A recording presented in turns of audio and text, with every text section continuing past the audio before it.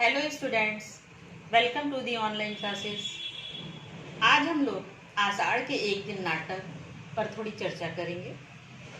आषाढ़ का एक दिन नाटक के बारे में हम लोग क्लास 11 में भी कुछ पढ़ चुके हैं, लेकिन फिर उसकी पृष्ठभूमि पर फिर प्रकाश डालते हैं और थोड़ा मोहन राकेश जो इनके रचयिता हैं, जो नाटककार हैं, उनके जीवन पर प्रकाश डालेंगे। मोहन राकेश जी हिंदी साहित्य के बहुमुखी प्रतिभा संपन्न व्यक्ति थे और इनका जन्म 8 जनवरी 1925 को अमृतसर में हुआ था। पंजाब विश्वविद्यालय से उन्होंने हिंदी और अंग्रेजी में एमए की डिग्रियां प्राप्त की थीं। अमृतसर की एक तंग गली में रहने वाला यह व्यक्ति अपने नाटक और कहानी के माध्यम से इतना प्रतिभाशाली बना कि उसने पूरे भारत को अपना घर बना लिया। जीविकोपार्जन के लिए कुछ समय तक ये कॉलेज में अध्यापक रहे और तभी उनकी लेखनी क्रियाशील हुई। इन्हें आषाढ़ का एक दिन और आधे अधूरे नाटकों के लिए हिंदी साहित्य की तरफ से संगीत नाटक अकादमी पुरस्कार भी मिला और 3 जनवरी 1972 को नई दिल्ली में इनका निधन हो गया। मोहन राकेश ने आषाढ़ का एक दिन नाटक कालिदास के जीवन पर लिखा है। कालिदास के जीवन के बारे में हम लोग अभी तक बहुत कुछ सुनते आए। उनकी संज्ञा मूर्ख व्यक्ति से की गई और बहुत सी बातें हुई। उनके बारे में ये भी प्रचलित है कि वो इतने मूर्ख थे कि जिस डाली पे बैठते थे उसी डाली को काटते थे।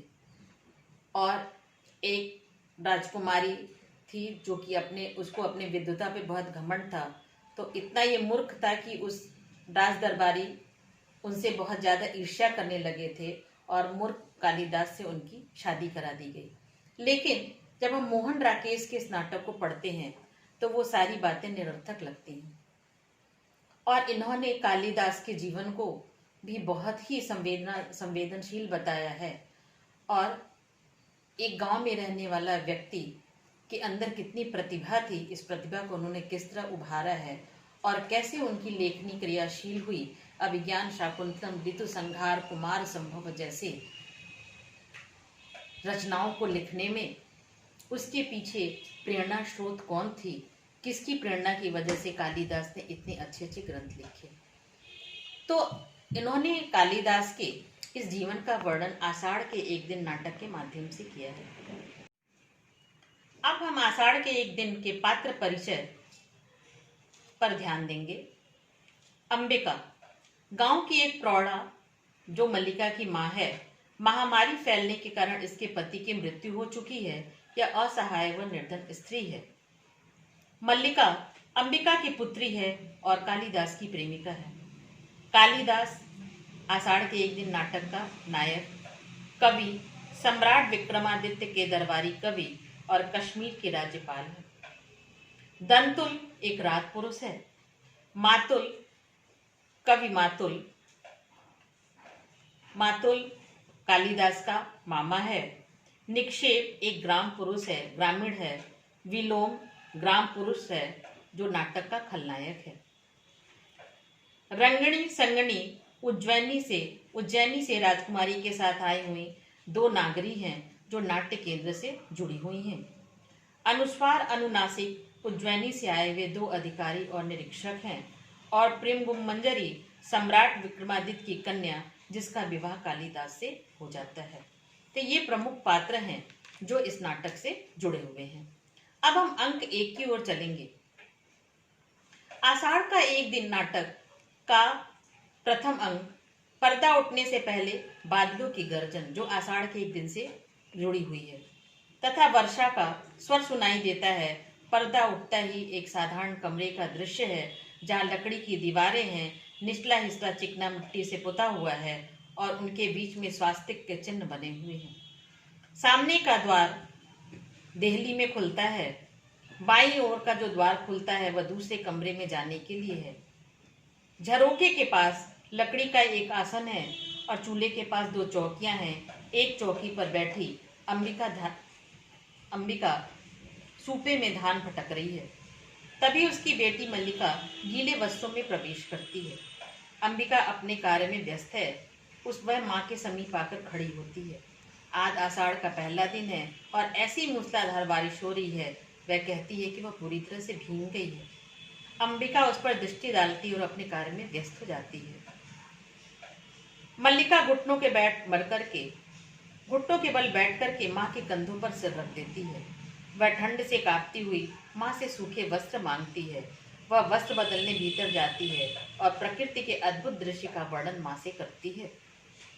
माँ कोई प्रतिक्रिया नहीं करती है और तब मल्लिका माँ के हाथ से छाछ छीन करके, सूपा छीन करके उससे बात करती है और हट करके कहती कि माँ उसे डांटे, उससे बोले, क्यों नहीं बात कर रही है। लेकिन अंबिका अंदर ही अंदर मल्लिका से नाराज है और कोई प्रतिक्रिया ना देख करके वह हट करती है कि माँ उससे बात करे। तभी दूर से घोड़े के टापों की आवाज सुनाई पड़ती है। सुनकर अंबिका झरोखे के पास चली जाती है। माँ के पूछने पर मल्लिका को पता चलता है कि वे शायद राज्य के कर्मचारी हैं।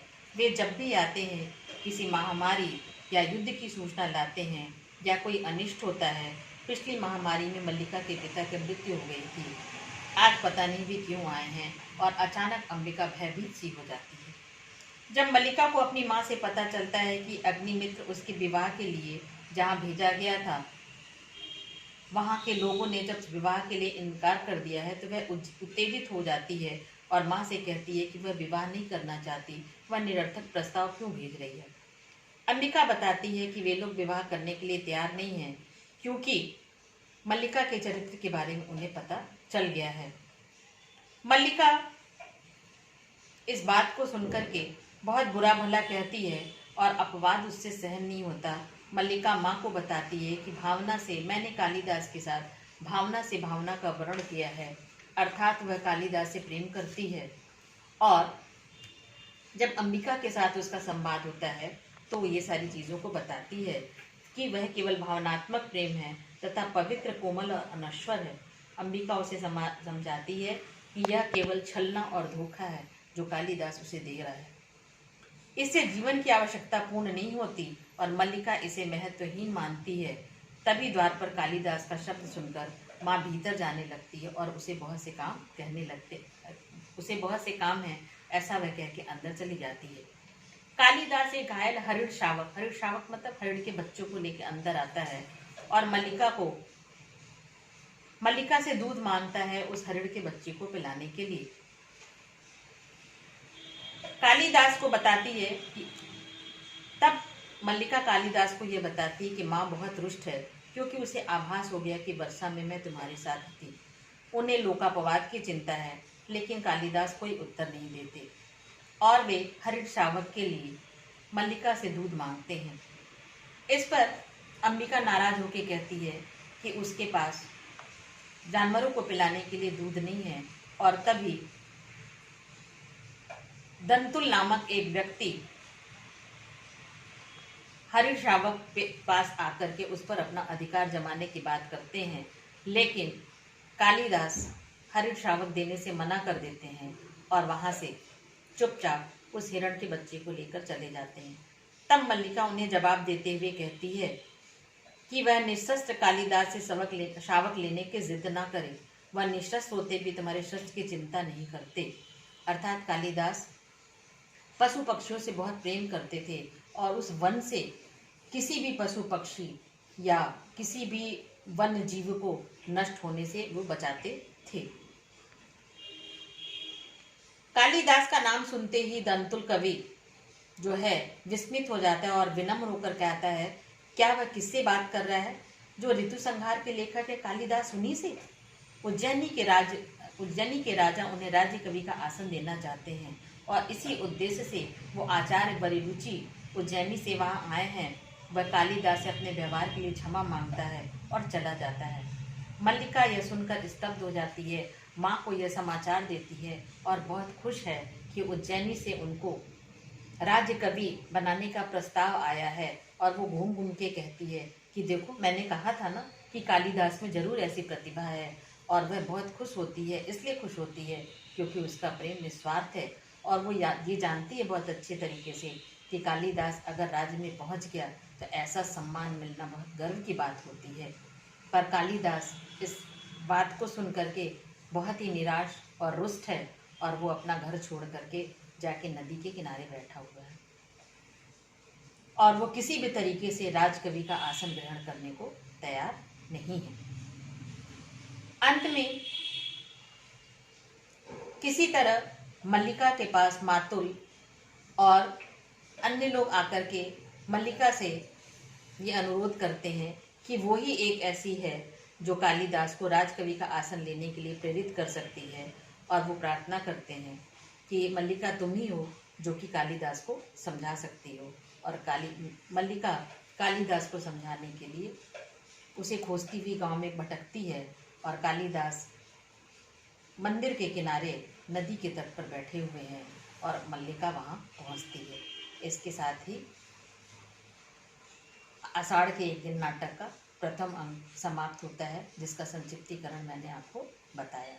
इसके द्वितीय अंक की तरफ हम दूसरे वीडियो में प्रकाश डालेंगे। धन्यवाद।